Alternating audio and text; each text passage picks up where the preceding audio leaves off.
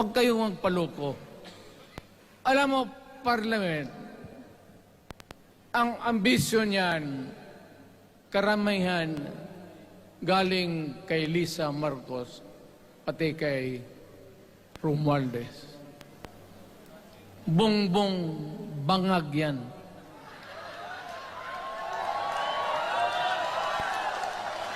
That's why sinasabi ko na sa inyo ngayon, si Bongbong Marcos bangag noon, ngayong presidente na bangag natin ang presidente.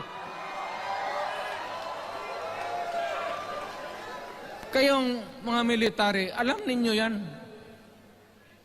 Lalo na yung nasa Malacanang. Alam ninyo.